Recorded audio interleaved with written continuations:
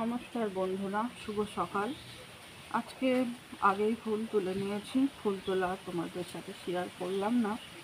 এবার কিছু গল্প করব, যেটা কিছু বোঝার আছে। ভগবান কেন ভক্তদের বিপদ হইতে মুক্ত করে না, এবং ভক্তদেরই সবসময় বেশি দেখা যায় যে অভক্তরা যারা কৃষ্ণপ্রেমী তাদেরই বেশি জীবনে বিপদ আসছে, এবং ভগবান কেন তাদেরকে উদ্ধার করছে না। তো এই ব্যাপারে যেটা আমি বলবো, ভক্তরা যে বিপন্নতার মধ্যে পড়ে যান, তখন সেই বিপন্নতাকে জীবনের আশীর্বাদ বলে মনে করেন।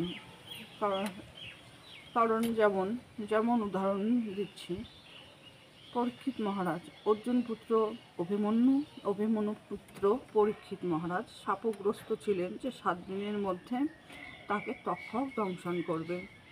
তখন সেই পরীক্ষিত মহারাজ যাবতীয় ক্রিয়াকর্ম ছেড়ে দিয়ে এই 7 দিন তিনি সুখদেব গোস্বামীর কাছে ভগবত শোনবার জন্যে জাগতিক যা ক্রিয়াকর্ম সব ত্যাগ করে তিনি ভগবত পড়েছিলেন, ভগবত শোনার জন্যে ভগবত ক্রিয়ায় রত ছিলেন। এরপর এই 7 দিন পর যথাসময়ে তাকে তক্ষক দংশন করে। এবার তাকে তক্ষক দংশন করলেও সেই যে তক্ষক দংশনের যে পীড়া, সেই পীড়ায় সে কোনো পীড়ার মধ্যে সে পড়েনি, কারণ সে ভগবতে আবিষ্ট ছিল। তো সে খুব সহজেই তার মৃত্যু ঘটে, সে ভগবত ধামে অবতীর্ণ হন। তো ভগবান চাইলে, ইচ্ছা করলে এমনটা করতেই পারত যে তক্ষক তাকে দংশন করবে না। তক্ষক যদি তাকে দংশন না করতো, তো সে আরও কিছুটা টাইম বেঁচে থাকতো। জড় জগতে বেঁচে থাকা মানে জীবনে তো সে ভক্ত হোক আর অভক্তই হোক, জীবনে যে বিপন্নতা, দুঃখ, কষ্ট, সুখ, দুঃখ সবই আসবে। তো এখানে এই যে সাপের মধ্যে দিয়ে ভগবান তাকে অভিশাপ নয়, একটা আশীর্বাদ করেছিল যে তার কালিয়ার মাধ্যমে তার মুক্ত হবে। 7 দিন সে ভগবত চিন্তায় মত্ত থাকবে, 7 দিন পরে তার মৃত্যু হবে, সে ভগবত ধামে পৌঁছাবে। ভগবান এটা বলেছিল যে যে অবস্থাতে যেমন চিন্তা করতে করতে যার মৃত্যু ঘটে, সেই রূপ পরবর্তীতে জন্ম নেয়। এই যে 7 দিন সে ভগবত চিন্তায় মত্ত ছিল, তাই সে জন্মের পর সে ভগবত ধামে পৌঁছে গেছিল। তো ভগবানের কর্ম, ভগবান কেন কাকে কী দিচ্ছেন, সেটা আমাদের কাছে বোঝা বড়ই শক্ত। কিছু মানুষ রয়েছে যারা ভক্ত রয়েছে, তো তারা কৃষ্ণ নাম করছে, হরিনাম করছে, যথেষ্ট ভক্ত। তো যাদের দুঃখ কষ্ট দিচ্ছে, আমি বলবো যে ঠিক আছে, তাদেরকে ভগবান আশীর্বাদ করছে। তারা দুঃখ কষ্টের মধ্যে আছে বলেই ভগবানকে ডাকছে। এবার যাদেরকে দুঃখ কষ্ট ছাড়িয়ে দিচ্ছে, জীবনে অনেকটা স্ট্যান্ড হয়ে যাচ্ছে, তারা তখন ভগবানকে ভুলে যাচ্ছে।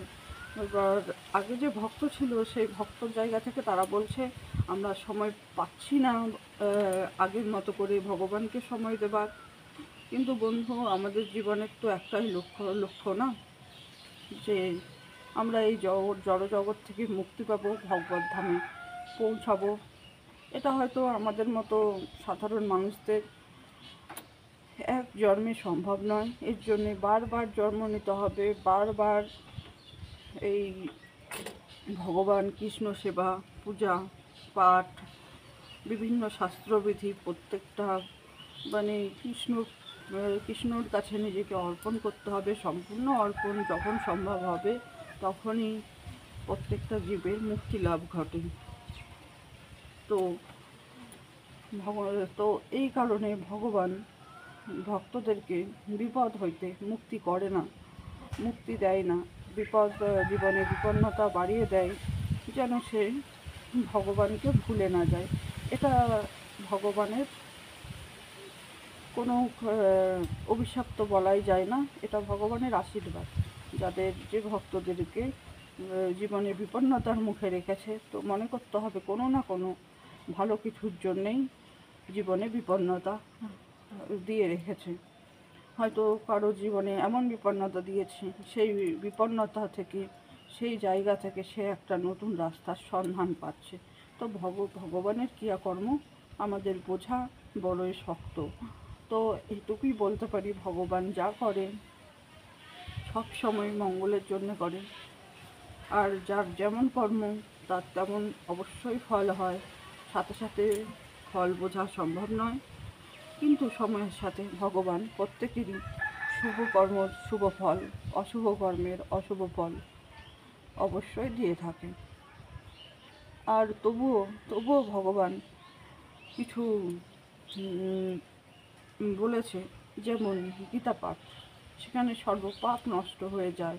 মানুষ নিজের অজান্তেই করা পাপ সেইখান থেকে মুক্ত হবার জন্যও, খারাপ কর্মফল করার পরেও সেইখান থেকে মুক্ত হবার জন্যও কিছু জিনিস বলে দিয়েছে।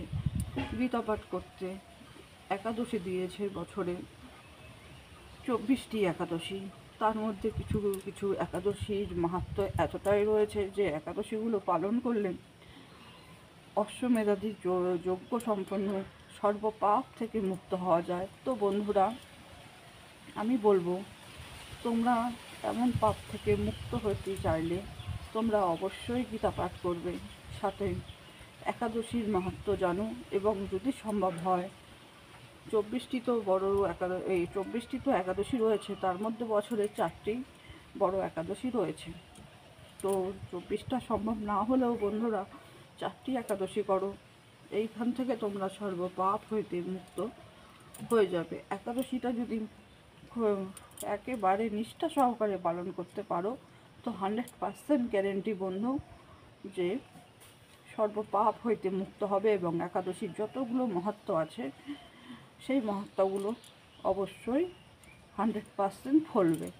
তো একাদশী পালন করলে একাদশীর মাহাত্ম্য কথা অবশ্যই শ্রবণ করতে হবে। বন্ধুরা, ভালো থাকো, আজ এ পর্যন্তই।